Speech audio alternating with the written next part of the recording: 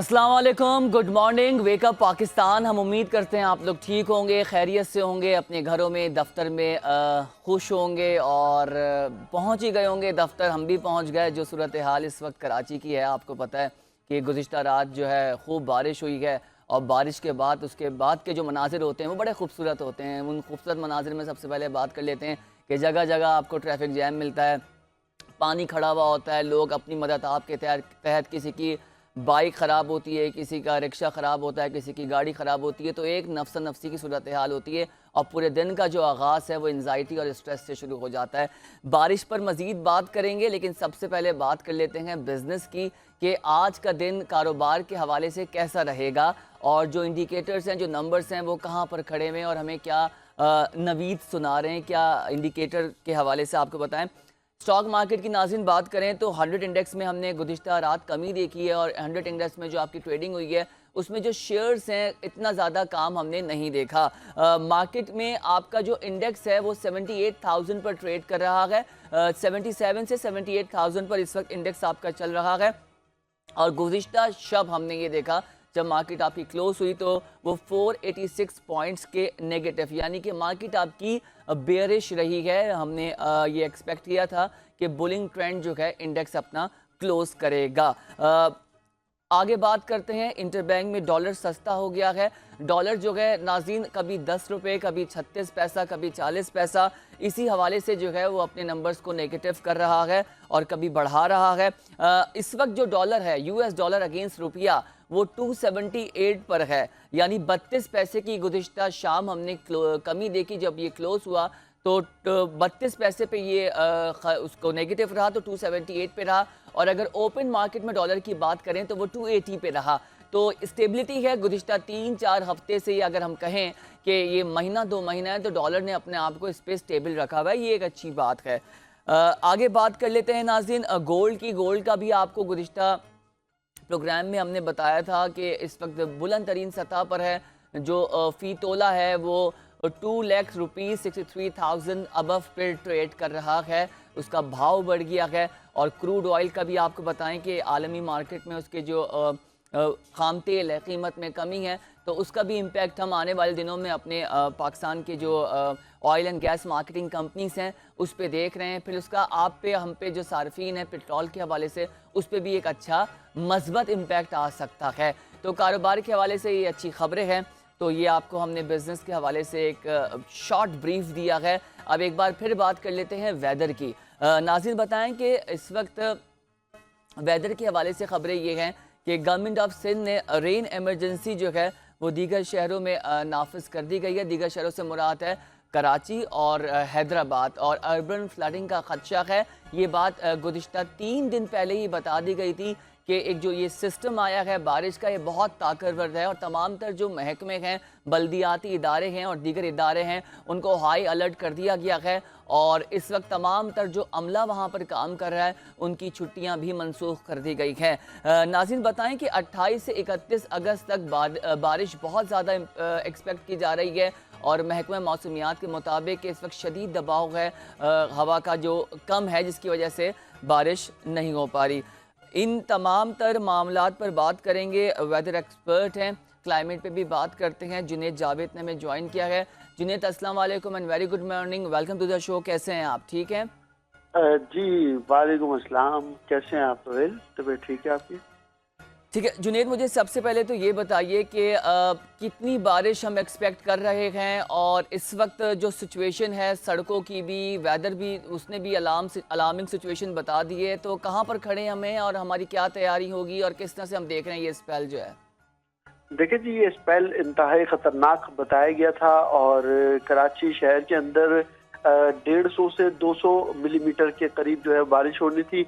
लेकिन इंतजामात कराची के अंदर इस हिसाब से न पहले कभी हुए थे और न आइंदा कभी हो पाएंगे, क्योंकि कराची का इंफ्रास्ट्रक्चर ही ऐसा है कि इसको सुधारते सुधारते जो है वो मेरा ख्याल है कि 25-30 साल मजीद लग जाएंगे अगर बहुत ही ज्यादा मेहनत से काम की जाए तो। लेकिन इंफ्रास्ट्रक्चर के साथ कराची की अगर सड़कों की बात करें, कराची के ड्रेनिंग सिस्टम की बात करें, ड्रेनिंग सिस्टम अब कराची के अंदर मुकम्मल तौर पर खत्म हो गया है। जो पहले बरसाती नाले हुआ करते थे वो तमाम बरसाती नाले अब सेवरेज के नाले में कन्वर्ट हो गए हैं। अगर आप कोरंगी इंडस्ट्रियल एरिया की तरफ जाएंगे तो रोड के ऊपर, मेन शाहराह के ऊपर बरसाती नाले बनाए गए थे। अब वहां पर जो है वो फैक्ट्रीज का केमिकल वेस्टेज जो है वो सारा डाला जाता है और वो आगे की जानिब जो है वो पास किया जाता है। तो ये सूरत हाल है इस वक्त कराची की। जबकि अगर मुख्तलिफ इलाकों की हम बात करें, Nazimabad, north Nazimabad, Gulberg, federal B area और इसके अलावा हैदरी, कारसाज की बात करें तो वहां पर भी सूरत हाल जो है यही है कि बारिशें जब होंगी तो पानी लाजमी तौर पर जो है वहां पर जमा होगा और उसकी निकासी के लिए डी वाटरिंग पंप लगाने पड़ेंगे, क्योंकि बेहतर इंतजाम हमारे पास मौजूद नहीं है। हमारे पास, हमारी मेयर कराची से जब बात हुई थी तो मेयर कराची ने बताया कि इस वक्त उन्होंने शहर के मुख्तलिफ हॉटस्पॉट बनाए हैं और वहां पर जो है डी वाटरिंग पंप लगाए जाएंगे, जिनमें नॉर्थ नाजमाबाद पर एक पंप लगाया जाएगा। हैदरी के मकाम पर हमेशा ऐसा होता है जब बारिश होती है तो जो गटर का पानी है जो वहां पर मौजूद नाला है वो ओवरफ्लो होने लग जाता है। कराची शहर में थोड़ी सी बारिश हो जाए तो जुबली नाला जो कहलाता है, वो ओल्ड सिटी एरिया का जुबली नाला है, वो लाजमी बैक मारता है। कल भी यही हुआ था, जब मामूली सी बारिश हुई थी तो जुबली नाला रात के औकात में बैक मार गया था और उसके बाद फिर मुख्तलिफ गलियों के अंदर पानी जो है वो दाखिल होना शुरू हो गया था। तो इंफ्रास्ट्रक्चर की भी कमी है।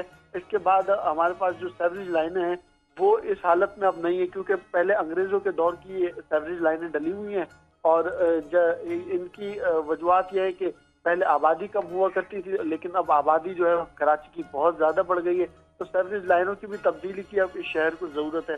अगर अभी बारिश हो जाती है, जैसे कि मैंने आपको बताया कि 150 से 200 मिलीमीटर की बारिश जो है मुतवक्के है और महकमा मौसमियात ने भी इस बात की पेशगोई की है। अगर ये बारिश हो जाती है तो मेरा ख्याल है कि हमें कश्तियां लेकर और चप्पू लेकर जो है शाहराहों पर निकलना पड़ेगा और हमें रिपोर्टिंग करनी पड़ेगी। जबकि कराची के शहरियों को मेयर कराची पहले ही कह चुके हैं कि गैर जरूरी तौर पर घरों से बाहर ना निकले, क्योंकि हालात ऐसे नहीं है। बारिशें जो है वो बहुत ज्यादा तेज और तूफानी होनी है। आप परसों रात की बारिश देखें, परसों रात को जिस तरीके से कराची में बारिश हुई है और तेज हवाएं चली है, तूफानी हवाएं चली है, दर्जनों दरख्त जो है वो गिरे हैं, साइन बोर्ड जो है वो गिरे हैं। तो इस तरीके से मामलात हुए हैं। उस वक्त तो जुनैद ये सिचुएशन ये थी कि उस वक्त आगाह कर दिया गया था कि बादल आ चुके हैं, आप तैयारी कर लें। जुनैद मुझे बताएं कि जो मेयर कराची मुर्तज़ा वहाब और इन्होंने ये भी कहा है कि हॉटस्पॉट्स बना लिए गए हैं, पंप्स मशीन्स की बात कर रहे हैं। मैं अभी आते हुए देख रहा था, हम दफ्तर आने के लिए निकले, आप भी दफ्तर आने के लिए निकले, मुझे तो किसी भी जगह पर ना तो कोई पंप नज़र आया, ना तो कोई मशीनरी नज़र आई, और पुल के नीचे पानी जमा है, वहाँ पर ट्रैफिक की रवानी मुतासिर है, जहाँ पर गड्ढे पड़े हुए हैं वहाँ पर ट्रैफिक की रवानी मुतासिर है। इनको पता था कि एक तूफ़ानी बारिश का सिस्टम आ गया है और उस हवाले से ये किस चीज़ का इंतज़ार हो रहा है, ये रात को मशीनरी क्यों नहीं लगी सुबह जो है, क्योंकि माजी में हमने देखा है कि गवर्नमेंट ऑफ सिंध जो है एमरजेंसी सिचुएशन में छुट्टियां और ये आम तातीलात का ऐलान कर देती थी। लास्ट ईयर भी किया, इस साल भी देखा कि वक्त तो मना कर दिया गया, एक फेक नोटिफिकेशन भी सोशल मीडिया पे चल रहा था। तो ऐसा लग रहा है कि बड़ी अच्छी तैयारी है, लेकिन तैयारी नज़र नहीं आ रही। रात में भी बारिश हुई है, आपने भी गुज़िश्ता 2 रोज़ पहले वाली बारिश की बात की, तो मशीनरी सड़कों पर नहीं है, मुझे अमला भी नज़र नहीं आया। तो इस हवाले से बताएं किस चीज़ का इंतज़ार है, क्या हो रहा है, रिसोर्सेज कहाँ इस्तेमाल हो रहे हैं? सिर्फ खबरें लगी हुई हैं कि हंगामी सिचुएशन है, अलर्ट कर दिया गया है अमले को, शहरी बड़े परेशान हैं इस वक्त। एक अफरा तफरी की सिचुएशन, अगर आप दफ्तर आने के लिए सुबह निकलें तो 8 बजे के से और सुबह 10-11 बजे तक एक अफरा तफरी सड़कों पर होती है। ऐसा ही है, बिल्कुल आप ठीक कह रहे हैं रोहित। लेकिन इंतजामिया इस वक्त जो बयानात दे रही है और जो दावे कर रही है उसको तो हमें मानना पड़ेगा, उस वक्त तक मानना पड़ेगा जब तक कराची शहर के अंदर, हर गली के अंदर, हर मोहल्ले के अंदर पानी जो है वो बड़ी मिकदार में जमा नहीं हो जाता और शहरी अजियत में मुब्तला नहीं हो जाते। क्योंकि जब भी हमने आईना दिखाया है तो इंतजामिया बुरा मानी है, और इस मरतबा भी बारिश पे जब हम आईना दिखाएंगे तो बुरा माने की लाजमी तौर पे ये हमारा काम है कि हम लोगों को जो है आगाही फराहम करें। अभी इस वक्त शहर की अगर आप बात करेंगे ना तो आप देखें कि शहर में सुरमई बादल जो है छाए हुए हैं और मुख्तलिफ इलाकों में इस वक्त भी हल्की हल्की कहीं फुहार और कहीं बूंदाबांदी हो रही है। 2 बजे 1:30 बजे के करीब जो है वो तेज बारिश भी मुतवक्के है। इस वक्त अगर हम बात करें कहाँ बारिश हो रही है तो फेडरल बी एरिया और जिला वस्ती के जो मुख्तलिफ इलाके हैं वहां पर अभी इस वक्त भी जो है वो हल्की बारिश जो है वो शुरू हो चुकी है, जबकि इंतजामिया के इंतजामात हमें ना देखने के बराबर मिल रहे हैं। जो हॉटस्पॉट आप बात कर रहे हैं रोहेल, उसकी सीन ये है कि इस वक्त नाजमाबाद पर जो ईदगाह ग्राउंड है वहां पर एक मशीनरी लगी हुई है। इसके अलावा हैदरी के मुकाम पर एक मशीनरी लगी हुई है। पोलो ग्राउंड के ऊपर एक मशीनरी लगी हुई है। सिंध डिजास्टर मैनेजमेंट अथॉरिटी की मशीन जो है क्लिफ्टन के अंडर पासेस पे लगी हुई है। और इसके अलावा जो बहरिया टाउन है जो क्लिफ्टन में वाक़ है, बहरिया आइकन के नाम से जो टावर है, उस तरफ भी जो है एक मशीन लगाई गई है। अब्दुल्ला शाह गाजी बाबा का जो मज़ार है उस अतराफ में भी मशीन लगाई गई।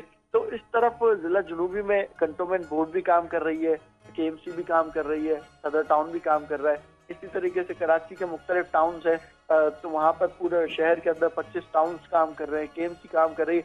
अच्छा, मज़ेदार बात यह है कि इतने सारे महकमे होने के बावजूद काम होता हुआ जो है वो हमें दिखाई नहीं दे रहा होता है।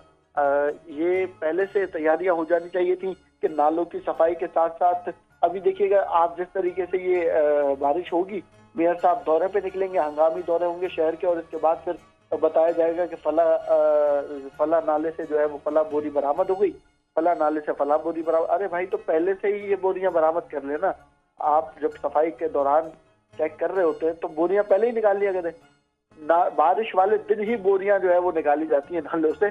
तो ये अलमिया है हमारे शहर का, और हमारे शहरियों को भी एहतियात करनी चाहिए कि कचरा जो है वो नालों में ना फेंके, क्योंकि इंतजामिया जब सफाई कर रही होती है तो उसमें आवाम का ही टैक्स लगता है, आवाम का ही पैसा जुनैद, लगता है। ये मुझे बताएं जो केएमसी का महकमा है ये क्या काम कर रहा है, और ये इम्पोर्टेंटली बताएं कि नाले क्यों साफ नहीं होते हमारे यहाँ।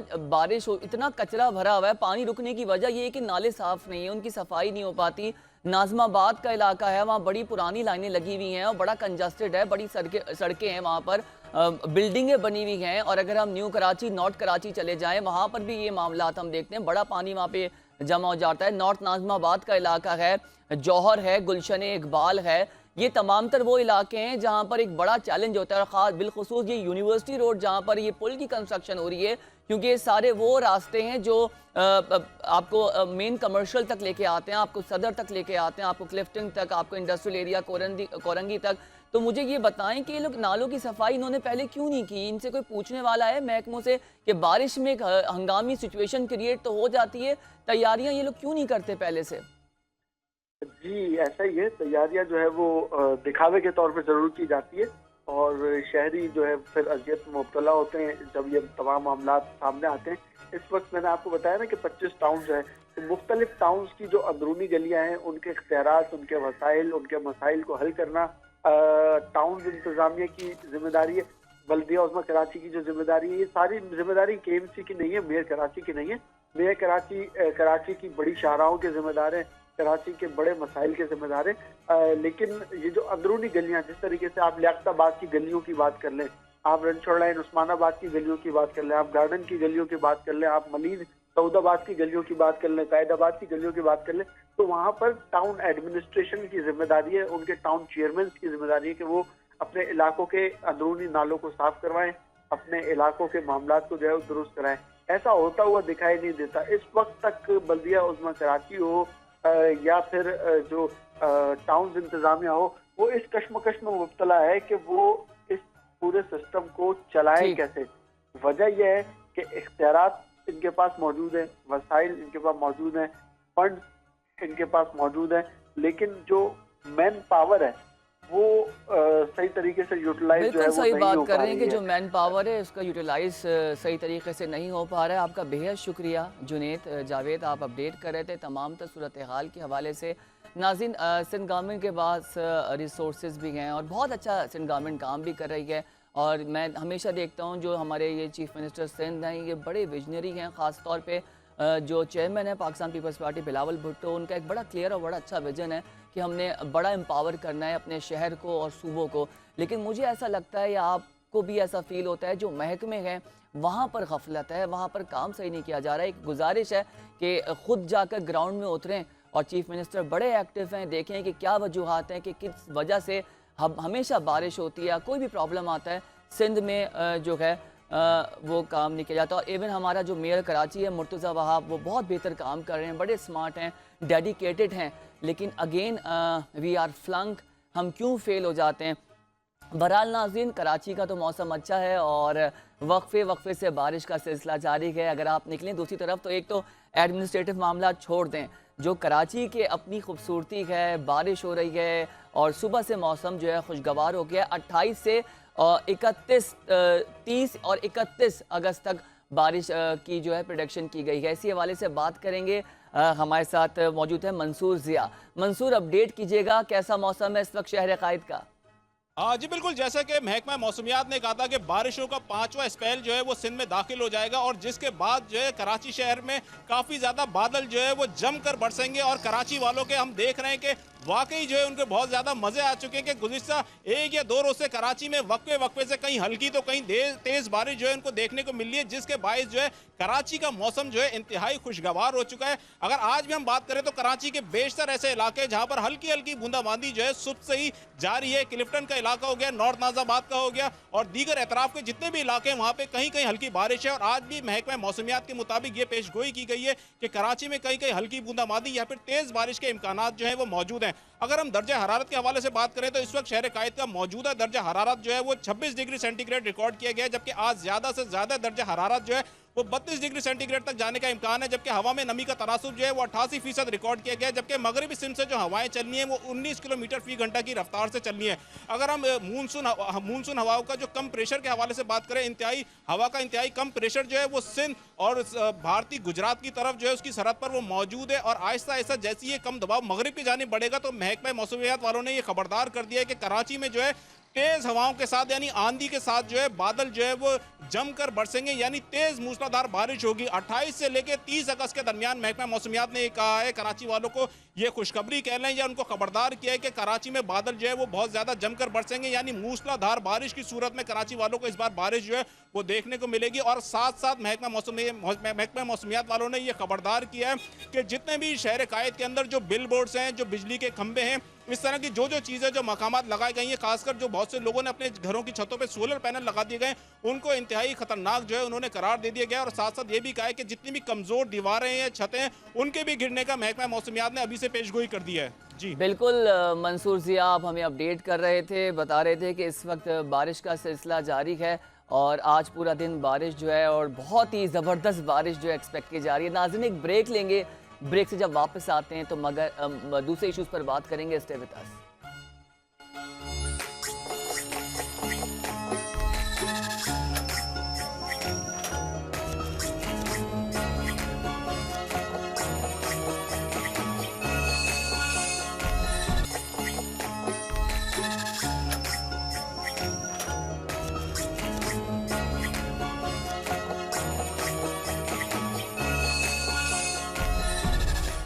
वेलकम बैक जनाब। और इस वक्त हम बात कर रहे थे बारिश की। इस वक्त मौसम बहुत अच्छा है, लेकिन दूसरी जानिब आपको बताएं कि आज पूरे पाकिस्तान में स्ट्राइक की गई है, शटर डाउन स्ट्राइक है और हड़ताल का ऐलान किया गया था और ताजिर बरादरी के सामने ये हड़ताल का ऐलान किया गया है और उनके मुतालबात ये है कि बढ़ती हुई महंगाई पर हुकूमत बिल्कुल काबू नहीं पा रही है और ख़ास तौर पे जो टैक्स वसूली का सिलसिला है ये किसी कीमत रुक नहीं रहा या इस पर बात नहीं हो रही। दूसरी जानिब एनर्जी क्राइसिस, आपको पता है कि ओवर बिलिंग और बिल के जो प्राइसेस हैं, चाहे वो कमर्शियल हों, रिहायशी हों, इतने ज़्यादा बढ़ गए कि एक आम आदमी, एक कारोबारी तबका जो है वो भी जो है परेशान हो गया है। और इन तमाम तर मामलात को हम कैसे देखेंगे, तमाम तर लोग जो है परेशान है। इसी पर बात करने के लिए हमें ज्वाइन किया है अतीक मीर साहब ने, चेयरमैन है ऑल कराची ताजिर इत्तेहाद के। सर अस्सलाम वालेकुम and very good morning, welcome to the show. कैसे हैं आप सर?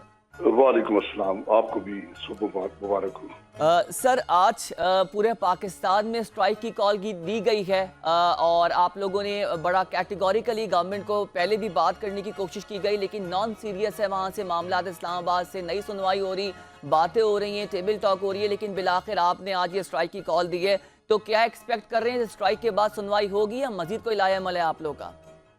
देखिए, इसके दो ही रास्ते हैं, या तो सुन ले हुकूमत जायज मामला क्या है, हमारी बातों में नाजायज कुछ भी नहीं है, या फिर हुकूमत अगर फेस करना चाहती है तो इस वक्त हम तो बंद गली में हैं, हम तो चिल्लाएंगे, हम अपने सामने जो हमारे साथ एक दीवार है उसको तो हमने गिराना है। ये भी समझ लें कि ये हड़ताल, ये एहतजाज, ये कर तो ताजिर रहे हैं, लेकिन हर घर का मसला है। नौकर पेशा, मजदूर, एक फैक्ट्री ऑनर, छोटी इंडस्ट्री, सब इस आग में जल रहे हैं, इसलिए कि इस वक्त बिजली का बिल हाथ में थामे हर शख्स लर्ज रहा है। इस माह जो बिजली के बिल आए हैं, जितना शोर मचाया उतना ही निर्ख बढ़ा दिया। ये कैसी हुकूमत है?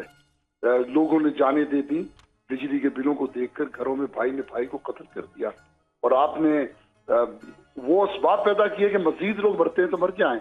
इसी तरह देखिए कितने लोगों ने अपने बच्चों को कत्ल कर दिया, खुदकुशी कर ली कि घर नहीं चलता, बेरोजगारी है, नौकरी नहीं मिलती, चूल्हा नहीं जलता, तो मायूस होकर। लेकिन आपने आटे, दाल, चावल, हर उस चीज पे जो घर के इस्तेमाल के जुमरे में आती है, आपने 10% विदहोल्डिंग टैक्स लगा दिया। तो आप क्या लाशें चाहते हैं? आप क्या चाहते हैं? मुल्क कब्रिस्तान बन जाए? तो ऐसा नहीं होगा। फिर आपने देखा कारोबार सिफर पे है। आपने 3 साल में कारोबार में तो जीडीपी को मनफी सतह पे पहुंचा दिया, और फिर आप टैक्स इस तरह ले रहे हैं कि जो खुशहाल ममालिक में भी वो शरह नहीं है। तो ऐसा तो नहीं होगा कि उजड़े हुए बाग से आपको एक भारी मिकदार फलों की, सब्जियों की मिल जाए या फूल मिल जाए, ऐसा मुमकिन नहीं है। मैं समझता हूँ जो लोगों की समझ में ये बात आ रही है कि मसला है क्या, ताजिर किस वजह से बाहर निकले हैं, तो अब देखें अवाम हमारे सामने साथ मिल चुकी है। कोई तबका ऐसा नहीं जो हमारा हामी नहीं है। इस तरह तो देखें अगर खामोश रहेगी हुकूमत तो आने वाले दिनों में अनारकी फैलेगी, लोग सड़कों पे आएंगे, तोड़ फोड़ करेंगे।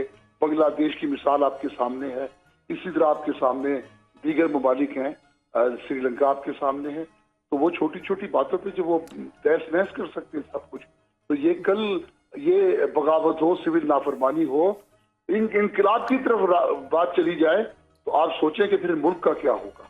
तो ऐसे बेहिस हुक्मरानों के हाथों में ये बागडोर है, या तो उनके हाथों से ये मामला निकल चुका है, अब मुमलिकत को संभालना उनके बस की बात नहीं है। अतीक ये मीर बेबस साहब, हो गए। आप लोग इतना अच्छा काम कर रहे हैं, क्योंकि आप लोग अगर स्ट्राइक ना करेंगे तो फिर मामला, क्योंकि आप इसमें ज़्यादातर लोग जो हैं वो एंटरप्रेन्योर्स हैं, वो कारोबारी तबका है, वो बड़ी बड़ी मार्केट्स चला रहे हैं। सर मेरे आपसे बड़े अहम सवाल हैं। सबसे पहले तो मुझे ये बताएं कि आपकी गवर्नमेंट से बात क्या हुई है IMF प्लान को लेके? IMF कुछ भी कहता है ये इम्प्लीमेंटेशन फ़ौरन कर देते हैं। इस वक्त जो एनर्जी के जो रेट है उसका मसला है। दूसरा, गवर्नमेंट के अपने खर्चे कंट्रोल नहीं हो रहे। प्रोटोकॉल्स देख लें, उनकी सैलरीज देख लें, उनके अपने शाही खर्चे, उनका लाइफस्टाइल देख लें, और वो जो वसूली है वो आपसे, ताजरों से, एक आम आदमी से। सर ये कहाँ पर जा रहे हैं हम? इस पे कौन बात करेगा? इस पे इन लोगों को क्यों नहीं समझ में आ रही? देखिए, ये जब भी कोई मुकामी फर्द या कोई सियासतदान हुकूमत में आएगा, उसे ये फिक्र भी होगी कि मुझे यहाँ रहना है। ये तो कश्ती डूबने लगेगी तो छलांग लगा देंगे, कोई दुबई चला जाएगा, कोई लंदन चला जाएगा, कोई अमेरिका चला जाएगा। जब भी गैर मुल्की लोगों को यहाँ हुक्मरान बनाया जाएगा तो वो बिल्कुल एक कसाब की तरह उसका नजरिया हो जाएगा। उन्हें कुछ परवाह नहीं है। हमें लोग पूछते हैं कि हुकूमत से बात क्यों नहीं करते। हम पूछते हैं कि हुकूमत तो हमें टीवी पर सूटेड बूटेड और वो एक महंगे वो लिबासों में नजर आते हैं, इधर से उधर फुर्तियां ऐसे इस तरह है जैसे इन्होंने मुल्क को चांद पे पहुंचा दिया, और इनकी कारकर्दगी ऐसी है कि लोग मरने पे आ गए। तो ये बेहिसी समझे, नाकामी समझे, मैं इसे क्या नाम दूं, ये जालिम लोग हैं। अच्छा अतीक मीर साहब, मुझे बताएं कि क्या मुतालबात हैं? चलें, अगर ये स्ट्राइक हो रही है, फिर गवर्नमेंट बोलती है कि हम डायलॉग करते हैं, मुज़ाकरात करते हैं। आज की जो ताजिर बरादरी स्ट्राइक कर रही है, एहतजाज कर रही है, इनके अब वाजे क्या मुतालबात होंगे, क्या एजेंडा होगा, किन पॉइंट्स पर बात होगी? वो पॉइंट्स आप हमें बताएंगे सर? देखिए, ये एहतजाज रुकने का एक ही यानी ये हमारा एक मुतालबा भी पूरा हो जाए तो मैं समझता हूँ कि एहतजाज में दम नहीं रहेगा। और वो मुतालबा क्या है कि बिजली का बिल, ये उसके टैक्सेस को खत्म करें, स्लैब रेट्स को खत्म करते हैं, इसकी इक़दामात फौरी करें। बाकी रह गया सिलसिला, लोगों को कुछ तो दम में दम आएगा। बाकी मुज़ाकरात कर लें, बैठ के टैक्स, और ये तो कतई तौर पर काबिल कबूल नहीं है ताजिर दोस्त स्कीम। लेकिन बहुत सारी स्कीमें ऐसी हैं जो आजमूदा भी हैं, कामयाब भी रही हैं, लेकिन किसी वजह से उसे खत्म किया गया। तो बैठ के ये बात तो हो सकती है कि आपने बगैर मुशावरत की जो ये पॉलिसी ये दी है। लेकिन साथ मैं एक बात कहूंगा कि ये जो अशिया खुर्दों उस पर टैक्स लगाया है, विद होल्डिंग टैक्स, घर घर दिखें 400-500 रुपए किलो दाल लोग लेकर खा रहे हैं। इसी तरह सब्जियां कहाँ पहुंची हुई हैं। तो आप कम से कम इनमें कमी करें, ये इसके तमाम तर टैक्सेस खत्म किए जाएं। ये आज हम अवाम के लिए मुतालबा कर रहे हैं। अवाम जब सामने आएगी, जब अवाम को किचन में ये घुटन नजर आएगी कि कुछ पका नहीं सकते, कुछ खा नहीं सकते, बच्चों के लिए रोजाना सर जोड़ के बैठते हैं गरीब घराने में या एक मुलाजिम पेशा घरानों में, मैं देखता हूँ कि रोजाना वो यही सोचते हैं कि आज ऐसी क्या चीज पकाई जाए जो हमारे बजट में आ जाए। आपकी बात से कनेक्ट करूंगा। एक सोशल मीडिया पे एक दिल दहलाने वाला एक वाकया चल रहा है। जुम्मे की नमाज पे कोई आया होगा नमाज पढ़ने के लिए, उसने इमाम साहब को एक चिट दी। आई थिंक आपने भी वो देखी होगी। उस पर लिखा था कि इमाम साहब दुआ कीजिए कि महंगाई कम हो जाए, कभी खाने को मिलता है और कभी खाने को नहीं मिलता। तो इमाम साहब ने उसको देखा, मतलब हम कहाँ खड़े हैं, हुक्मरान मतलब क्यों नहीं सोच रहे कि इस वक्त छोटा सा मुल्क है हमारा, इतनी ज़्यादा पॉपुलेशन नहीं है, इतने ज़्यादा प्रोविंसेस नहीं है, मामलात को कैसे बेहतर करें। मुझे सर समझ में नहीं आ रहा। हम छोटे से बड़े हो गए, आपने भी बहुत ज़्यादा ज़िंदगी देख ली है, तो ये वजह क्या है कि ये इन चैलेंजेस से हम निकल क्यों नहीं पा रहे हैं? देखिए, ये उन्हें सोचना चाहिए जिन्होंने एक गैर मुंतखब मुस्तर्द करदा टोला हम पे मुसल्लत कर दिया। वो जानते थे ये कुछ नहीं कर पाएंगे, वो जानते थे ये बंदर हैं, ये खेत उजाड़ देंगे। मैं उनसे सवाल करता हूँ कि खुदारा आप आगे आइए, आप इनसे हमारी जान छुड़ाइए। इसलिए देखिए, किसी घर पे किसी घराने को डाकू या गुवाल बना लें तो कभी नहीं पूछते कि आपको दवा चाहिए या आपको खाने को कुछ चाहिए, आपकी जरूरियात क्या है। उन्हें तो सिर्फ गरज इससे है कि इस घर से क्या माल और असबाब हम उठा सकते हैं। यही कुछ मौजूदा जो हुक्मरान है इनकी सोच है कि क्या लूट सकते हैं, मजीद क्या इस मुल्क से ले जा सकते हैं। इन लोगों से जान छुड़ाना लाजिम है। मैं आम आदमियों से भी कहता हूँ, इनकी शक्लें हमने देख ली हैं कि ये कितने करख्त, कितने मकरू हैं और कितने संगदिल हैं। ये सूद खोरों के गुलाम बनकर आए हैं। और सूद के बारे में सूरह अल बकरा में आप पढ़ सकते हैं कि इनके दिल सख्त हो जाते हैं, ये जुल्म के परवरदा होते हैं। ये IMF के गुलाम बनकर आए हैं। IMF ही ने उन्हीं की इमाम पर इन्हें बिठाया गया है। आप देखिए, ये जितना भी टैक्स वसूल करते हैं, जितने महसूलात इन्हें मिल रहे हैं, वो सारे सूद में चले जाएंगे। 9,500 अरब रुपए का सूद देना इस बजट में, और इनके महसूलात 13,000 अरब भी नहीं है। तो नगी क्या लाएगी, क्या निचोड़ेगी ये। बाकी इनके लल्ले तुल्ले, इनके गैर मुल्की दौरे, मुफ्त उम्रे, मुफ्त हज, मुफ्त इलाज मुआवजे, इनके मुफ्त सफर, बिजली, पेट्रोल, सब कुछ मुफ्त है। महंगी तरीन गाड़ियां हैं। दो तबकात आमने सामने खड़े हैं। एक वो जो इस मुल्क के गरीब अवाम का खून चूस रहा है, और एक वो जो तैयार है इस बात के लिए कि अब हमें उठना चाहिए और इन लोगों से अपना हक छीनना चाहिए। तो मैं अवाम से भी कहता हूँ, हर तबके से कहता हूँ कि खुदारा इस मुल्क को बचा लीजिए। ये बहुत प्यारा मुल्क है, जन्नत नजीर है। इसे दोज़ख की शक्ल बना दी इन लोगों ने। इसे जन्नत में ढाला जा सकता है। इसके वसाइल जो ये गैर मुल्कियों को बेच रहे हैं, ये हमारे वसाइल हैं, इन्हें हम पर खर्च होना चाहिए। ये जो तफरीक इस वक्त है, ये खत्म हुए बगैर, इन लोगों से छुटकारे बगैर, मैं नहीं समझता इस मुल्क में खुशहाली आ सकती है या कोई इसकी नोक पलट बेहतर हो सकती है। बहुत शुक्रिया अतीक मीर साहब आपका। आपकी जो आवाज़ है ये यकीनन पूरे पाकिस्तानी कौम की आवाज़ है, और आप एक नेक चीज़ का मुतालबा करने के लिए, आवाम के लिए और मुल्क की बेहतरी के लिए निकलें। तो बस आवाम ही आपको यही कहेगी कि अल्लाह ताला आपको कामयाब करे, और गवर्नमेंट को कुछ सोचे कि कैसे मामलात को आगे लेके जाना। और आपने बड़ी प्यारी बात कही है कि सूद एक लानत है। तो IMF से जब तक आप इस प्रोग्राम में रहेंगे तो आपके मुल्क में क्राइसिस ही रहेंगे। और दूसरी इंपॉर्टेंट बात अतीक मीर साहब ने कही है, जो करता धरता हैं उनको अब सोचना चाहिए कि किनको ला के बिठाया है और कैसे मुल्क को आगे लेके जाना है। माजी में जो कुछ हुआ उससे सबक सीखना चाहिए और मुल्क को आगे लेके जाना है ताकि पाकिस्तान रहे और आगे मामलात बेहतर होंगे तो पाकिस्तान हमारा स्ट्रांग होगा। नाज़रीन, एक ब्रेक लेंगे, ब्रेक से जब वापस आएंगे तो खेलों के मैदान से अच्छी अच्छी खबरें शामिल करेंगे। Stay with us.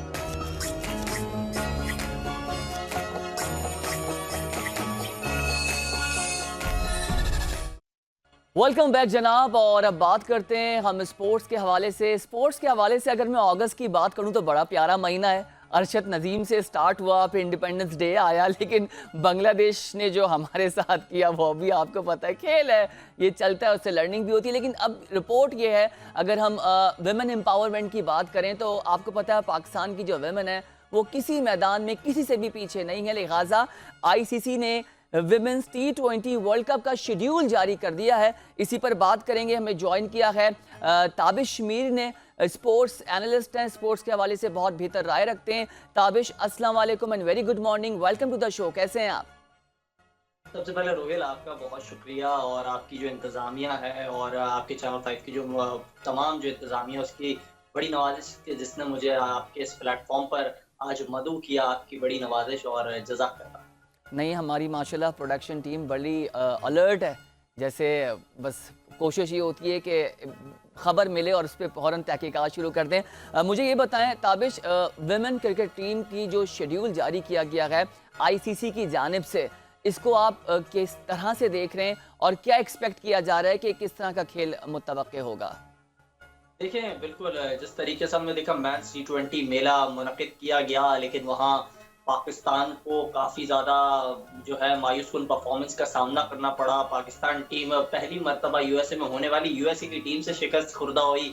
फिर वेस्ट इंडीज़ में जो मुकाबले हुए उसमें भी उस अंदाज की परफॉर्मेंस नहीं कर पाई।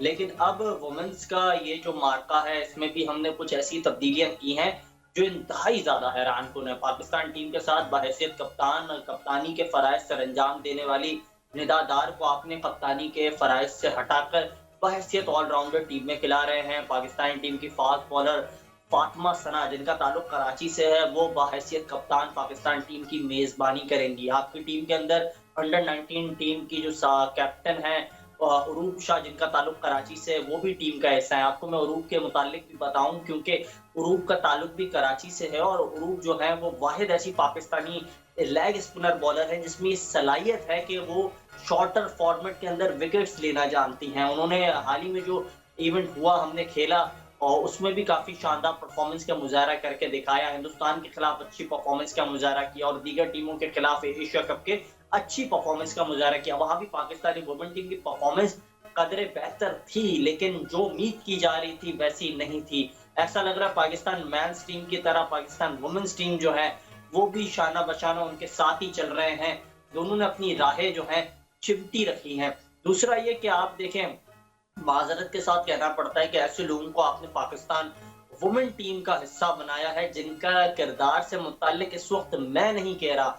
क्रिकेट की सबसे बड़ी वेबसाइट जो है क्रिक इन्फो, उसमें बाकायदा ये शिकायत मौजूद है कि जावेद जमान साहब हैं, आप खुद ही जाकर भी तहकीक कर सकते हैं, मालूमात निकाल सकते हैं कि उन्होंने मोहम्मद वसीम के किरदार से मुताल्लिक क्या कुछ लिखा था। बाकायदा वो एक जो खातून थी उनके साथ हिरासा करने का एक मामला था जिसमें वो मुलविस रहे, लेकिन वो शख्स को आपने पाकिस्तान वुमेन टीम के साथ सबसे बड़ा ओहदा उसको आपने दे दिया है। फिर यहाँ ओहदों की जो बंदर बांट हुई है पाकिस्तान क्रिकेट के अंदर, मुझे तो समझ में नहीं आता है। ये ओहदे ये अपने घर से लेके आते हैं या फिर ये ओहदे इनको पहले से ही बता दिए जाते हैं कि आपने मीडिया पर आकर ये नहीं बोलना, आपको ये ओहदा दे दिया जाएगा, इस तरीके से फैसिलिटेट कर दिया जाएगा।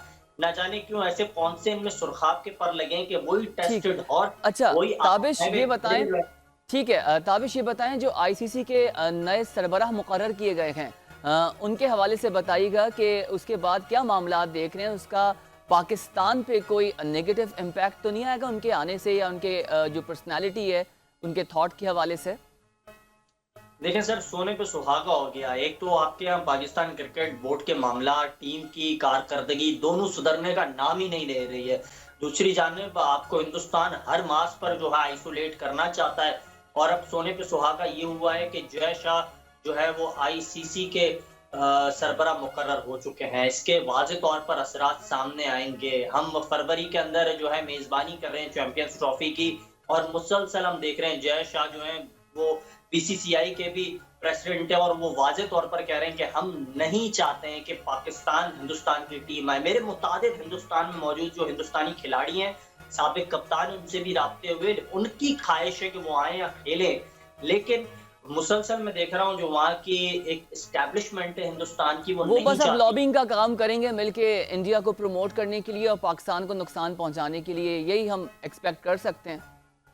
बिल्कुल ऐसा ही होने जा रहा है। और रोहिल, मैं आपको यही बताऊं कि जिस अंदाज से ये सारी चीजें हो रही हैं, राबी चैन की बांसुरी नहीं बजा रहा है, ना तो राबी चैन की बांसुरी बजा रहा है और ना ही हमारे यहाँ कुछ बेहतर होता हुआ दिखाई दे रहा है। हमारी कारकर्दगी तनज़ली की जानिब बढ़ती हुई दिखाई दे रही है। आपको मैं बताऊं, चंद दिनों पहले मैं जावेद मियांदाद साहब से गुफ्तगू कर रहा था। जावेद मियांदाद साहब ने मुझे कहा कि जिस अंदाज से हमारे यहाँ टीम में नौजवानों को या फिर खिलाड़ियों को लेजेंड वक्त से पहले करार दिया जा रहा है ना, तो इसके यही साइड इफेक्ट्स आ रहे हैं कि आपको बाबर आजम किंग तो दिखाई दे रहे हैं लेकिन उनकी परफॉर्मेंस नहीं है। आपको साइम अयूब जो है सुपर टैलेंट दिखाई दे रहे हैं लेकिन उनकी परफॉर्मेंस नहीं है। आप यहाँ बात कर रहे हैं सलमान अली आगा की, लेकिन बहैसियत खिलाड़ी वो एक्सपोज हो जाते हैं। आप अपने फास्ट बॉलर्स को वसीम अकरम, वकार यूनिस से मिला रहे हैं लेकिन उनकी परफॉर्मेंस नहीं है। तो माजरत के साथ जब आप वक्त से पहले किंग बना देंगे तो फिर उसके साइड इफेक्ट्स ये आएंगे कि वक्त से पहले जो कोई भी शख्स अपने को जो है वक्त का बादशाह समझेगा तो फिर वो वजीरों की तरह खेलेगा थोड़ी, उस तरह परफॉर्म थोड़ी करेगा। और यही अलमिया रहा है पाकिस्तान क्रिकेट का कि आपने वक्त से पहले जो है किसी को सिल्वर स्पून थमा दी, किसी को गोल्डन स्पून थमा दी, और उसके नताइज ये रहे कि आपकी ठीक है, बहुत शुक्रिया ताबिश आपके वक्त का, और बहुत खूबसूरत बात कर रहे हैं आप कि इस वक्त एक स्पोर्ट्स में सियासत आप देख रहे हैं। होपफुली नाज़रीन आपको आज का हमारा प्रोग्राम पसंद आया होगा। आप अपने मुल्क का, अपने सराउंडिंग्स का बहुत ख्याल रखें। आपसे कल मुलाकात होगी। मुझे और प्रोडक्शन टीम को दीजिए इजाज़त। अल्लाह हाफ़िज़। पाकिस्तान जिंदाबाद।